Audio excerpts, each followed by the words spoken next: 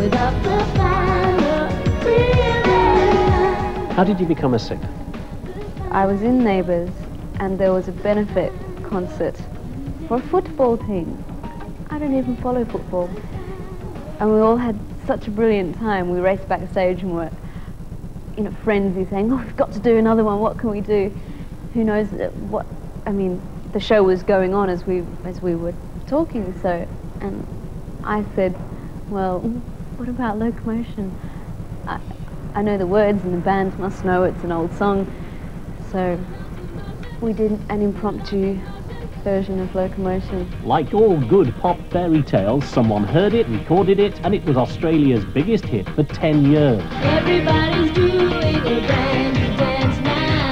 Come on, baby, do Locomotion. I know you get to like it if you give it a chance now. Come on, baby, do Locomotion. My little baby says I can do it with me. It's easy as a learning your ABC. So come on, do the Locomotion with me. After that, I recorded with Stockett and Waterman over here, which was quite a disastrous trip. I came for about a week or 10 days, was completely ignored up until about the last day, and I recorded I Should Be So Lucky virtually on the way to the airport, back home. It was done in an hour, wasn't it? It was done very quickly. I wasn't known here at that stage. I think I had not long been on Neighbours. Things were different then. I caught the bus that time and I did all the tourist trips around London. I had nothing to do.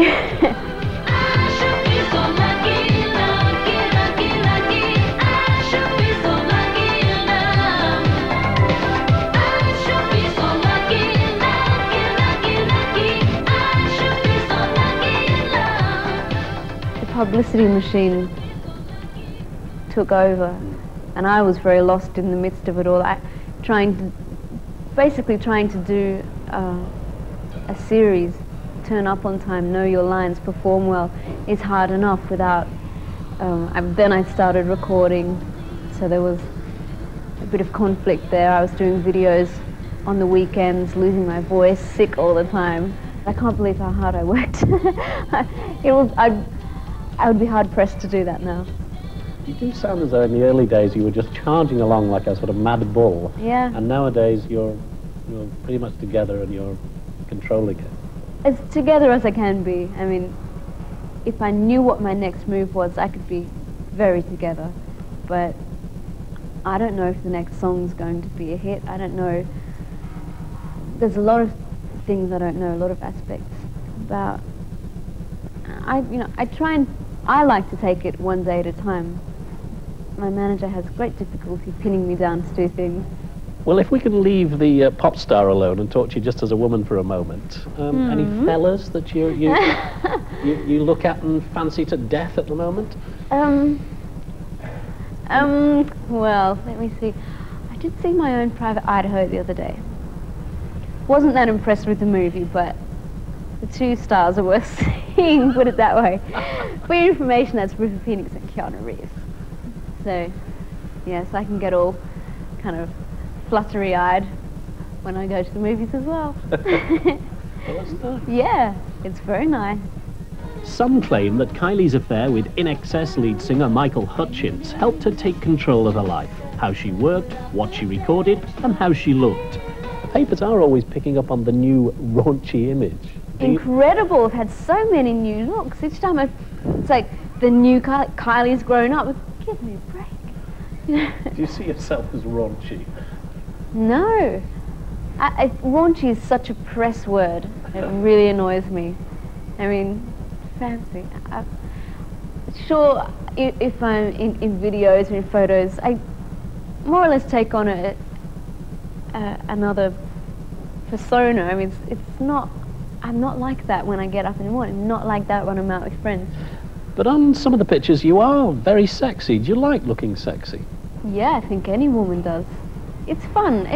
People are always very, not superficial, but they tend to look at one angle, and they don't look at the other facets of that picture or that song or that video. like, oh God, she's got black, you know, sexy-looking things on. Let's just say she's raunchy. It's like with my concert, completely omitting the fact that it was an hour and a half. There was lots of fun. People in the audience loved it. I had a great time on stage. The show was over before I knew it.